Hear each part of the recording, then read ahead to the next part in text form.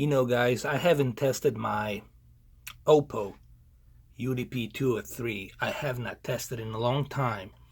So I figured why not test it a little bit on Samsung Ks-8000. I haven't done this in a while, so I figured let's do it. Let's do some tests. Let's do some picture tweaking settings. By the way, this company, Oppo UDP 2 or 3, has been discontinued. But it's still a great 4K player.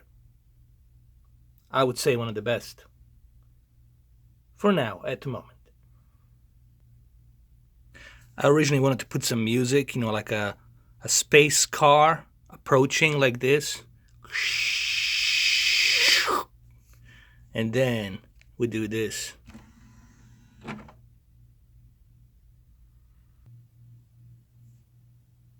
And there it is.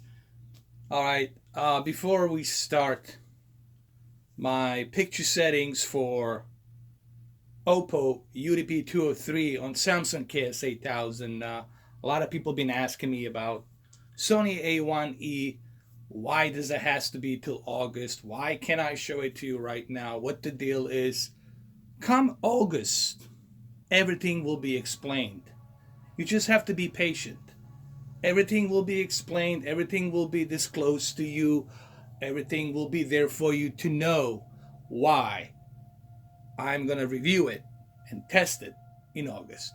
But I cannot tell you that right now.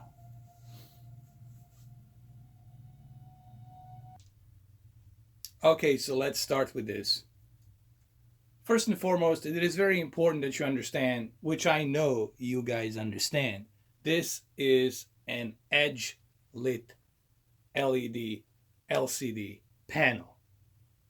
Meaning, if you move all the way to the left, if you move all the way to the right, you will see that top to bottom on the black bars, you will see that bleeding light because it doesn't have any LED backlit full array local dimming.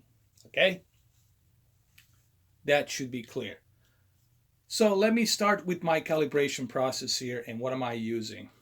I don't know if maybe this is a good scene to do this, maybe for the color and the HDR, but let's switch back to a little bit more colorful, vibrant scene. So I'm going to do that right now. I cannot play the scene for you because Warner Brothers would simply take down the video. Okay, so I think this is a good scene in a movie. I'm not going to tell you where this scene takes place if you haven't seen the movie, so I don't want to spoil it, okay, because it's a very important scene. But anyway, it is in one of the scenes in the movie. The reason I chose this still right here is because I want to talk about the color of tone. This is something that always people ask me, whether on the Facebook forums or whether on the PlayStation, Xbox.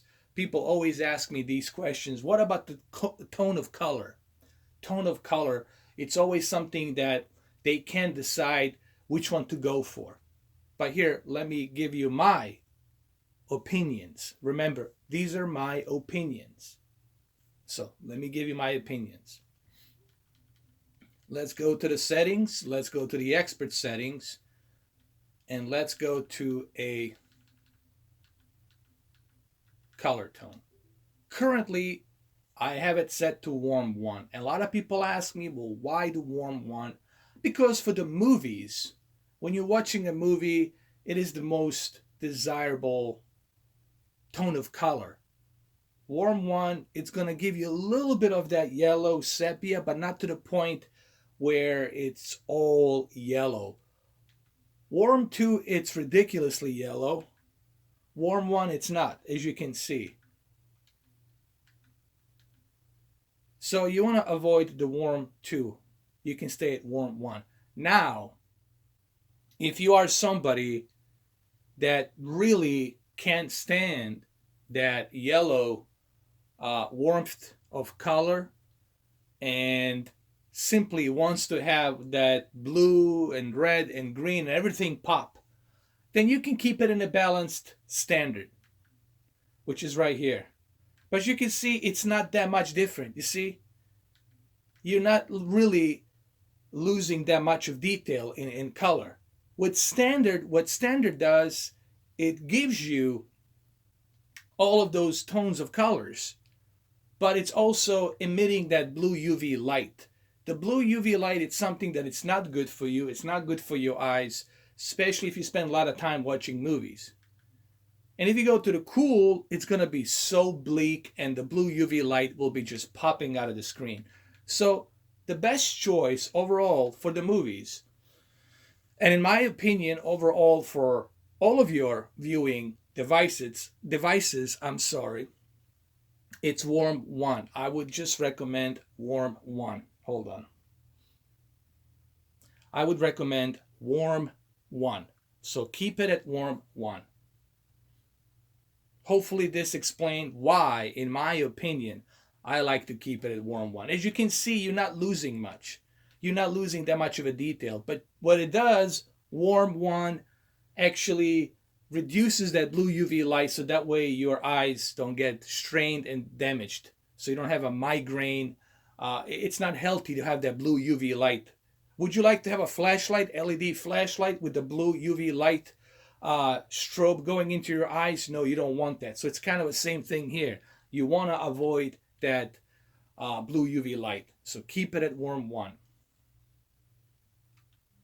All right, let's switch to another scene here with a little bit more vibrant scene, and we'll talk about how much of color do you need to add for an HDR film.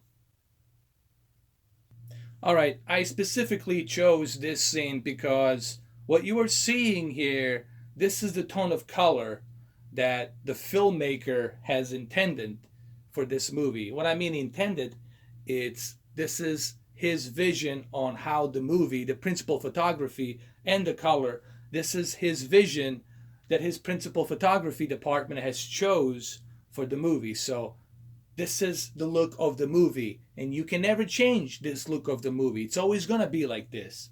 Okay? That's what the filmmaker has intended for the movie to look. Okay? Now let's go ahead and let's talk about the color. How much of color do you really need for a movie? Remember, we're doing an HDR. Now, majority of professional calibrators who do calibration, they will tell you leave it at 50 if you truly want a good movie viewing experience. If you go higher, what's going to happen is this entire picture will be oversaturated. I've seen people do this. Now, you can do this if you choose to do so, but remember what you are doing right now is you are oversaturating everything, okay? You are now destroying the look of the picture that film director intended. So now you are overblowing your white color gamut, meaning you are bleeding your colors. Or you want to call it color clipping, if you will. It's not clipping, but it's oversaturation, meaning oversaturation. What does the oversaturation means? Means that your colors are out of balance. They're being overbleeding. They're overbleeding basically on the screen. He looks too yellowish. Everything looks too yellowish and brown in the background, so it doesn't look good. Now, what happens when we move the color to 50? It's going to come back to normal. It's going to come back to normal. So the tone of color will be natural in the movie. And this is how you need to watch this movie. The color for HDR should be at 50. All right, so now let's talk about the sharpness. Let me find another good scene here for the sharpness. I'm going to talk about the sharpness a little bit more. I'm going to try to zoom in my GoPro Hero 6 camera a little bit closer to the screen, and we'll talk about the sharpness. Okay, so I have purposely zoomed in my camera onto the panel. What you're looking at right now, it's sharpness at 0. I have currently set my sharpness at 0, and you will guys see that in a minute. So this is my sharpness at 0 right now. So my sharpness, it's at 0. Now, people ask, well, why do you have to keep it at 0? Well, I'm going to explain to you why the sharpness it's at 0. The reason sharpness has to be at 0 because this movie, it's already being mastered from a 2K intermediate into a 4K. Or it could be 3K intermediate into 4K, one of the others. Doesn't matter really to me. I'm not sure if it's a 3K or 4K. It might have been back and forth because it does have some CGI, so it might go back from 2K, 3K to 4K, depending on the scene, all right? Because it has a lot of special effects built into it. But either way, this movie, it's presented in 8.3 million pixels, all right? So when you have a format that's being presented in 8.3 million pixels, that means that this movie, it's already sharp enough in detail. This is as best of a detail you're gonna get. All right. Look what happens when we move sharpness. Higher and higher and higher and higher. Just look what happens. And look at this picture. Everything now looks out of place. I'll zoom in a little bit more. Hold on, let me zoom in a little bit more. Now it looks awful. Now you got bunch of distortion showing up. You got bunch of outlinings happening. Now you're crushing and clipping the detail. All right, look at his nose right here. See, that's clipping right now. Okay, that means that you're crushing that sharpness detail. And look what happens when you move the sharpness to 0. Now everything comes back to normal. Now, I don't know if my camera can depict this. It's really hard to depict this with camera, but you guys will have to trust me. The sharpness should be at 0. Now, could you move sharpness a little bit? Well, if you have to, if you really have to move the sharpness, I would say move the sharpness all the way to 20 and leave it at 20. So if you have to move the sharpness only to 20. I wouldn't go and exceed anything more than 20. 20 should be a limit right here.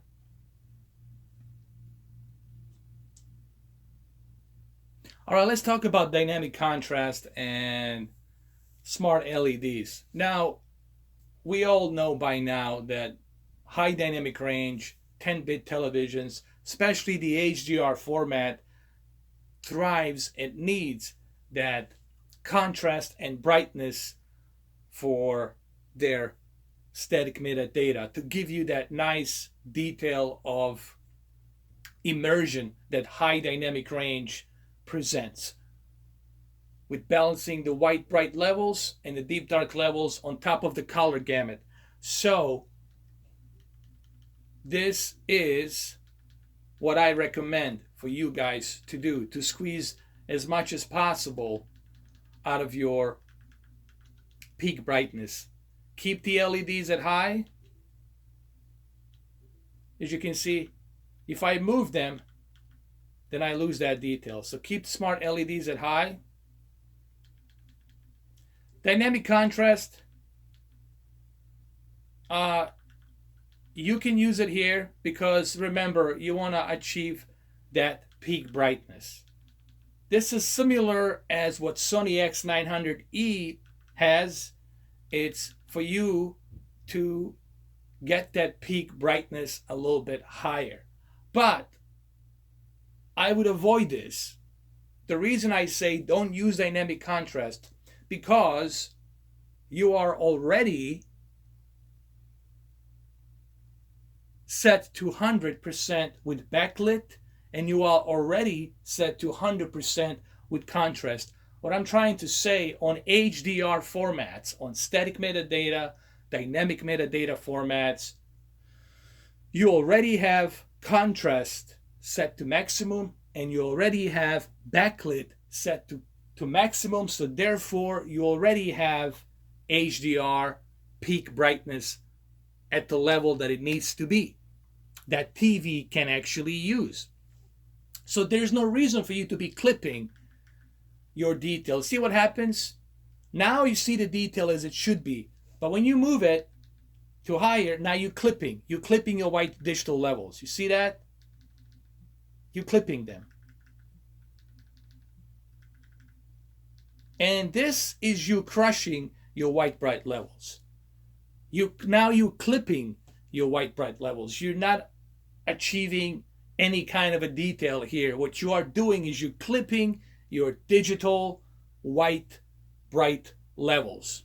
They call them digital white levels. That's the term they use on professional calibrating world. It's digital white levels. All right, so you want to turn this sucker off. Now let's go to the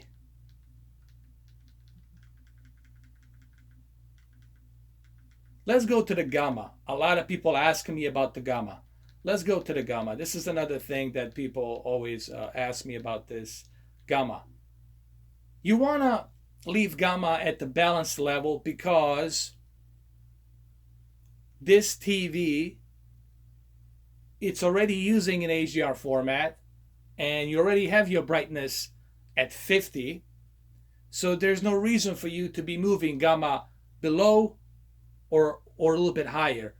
Because if you move gamma down below, what's going to happen is you're going to crush your deep dark levels. And we're going to see that right now, right here. Now you're crushing the deep dark levels.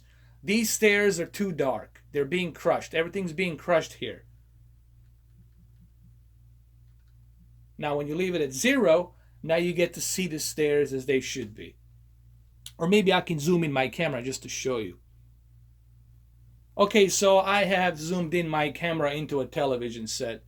Now, if you move gamma down below, now you're crushing your dark black digital levels. Your black digital levels, you're crushing them. And you're losing the detail. And this is why you want to avoid gamma. When you move it back to where it is normal, now you're good. So keep the gamma at 0. So brightness, why does brightness has to be at 50? Because you already have gamma at 0, default level, and you already have backlit contrast set to maximum, and you already are using an HDR format. You are using a 10-bit processing, static metadata, high dynamic range, which this TV is, a full white color gamut. You already have deep dark levels balanced and white bright digital levels balanced. So there's no reason for you, there's no reason for you to be messing around with the brightness. If you move brightness down, you are going to totally crush this picture. This is where you're going to have abnormal clipping. Just look what happens. Now the entire picture, the deep dark levels are being totally clipped. Now you totally have crushed your deep dark levels.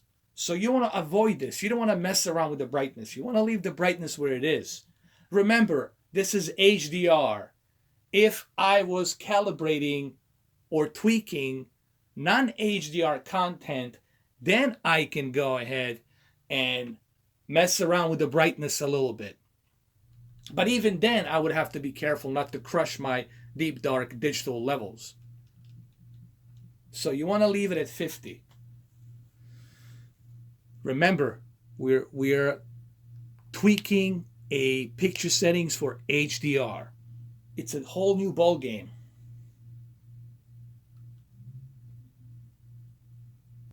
All right, let's talk about the AutoMotion Plus. A lot of people have been asking me about this. AutoMotion Plus, it's something that it's only recommended if you're watching sports, where you need to see that fast moving soap opera effect, onto a live sports broadcasting. But for the movies, this is something that I personally would avoid. Now, AutoMotion Plus, if you have to use it for the movies, like if you really gotta have that soap opera effect, which I don't recommend that you use that soap opera effect, I would recommend that you keep your Auto Motion Plus to automatic. That would be my recommendation. Keep it on automatic.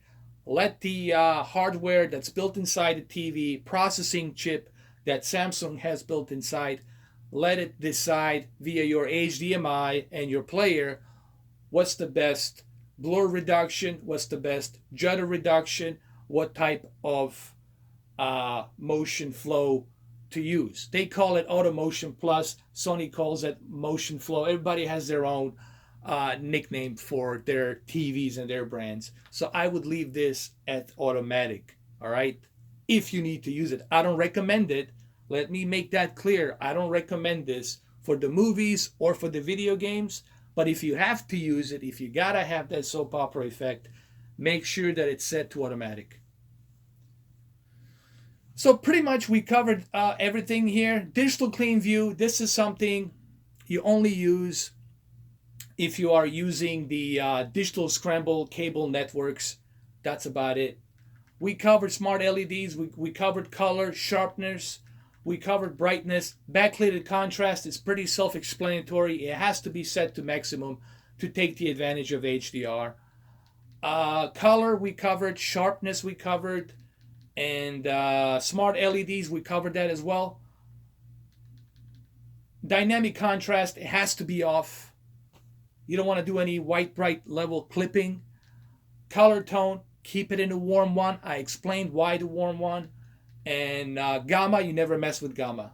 Color space, always leave it at automatic. Okay, this is your best bet. Leave it at automatic. Let the player and TV decide what's the best color chroma upsampling.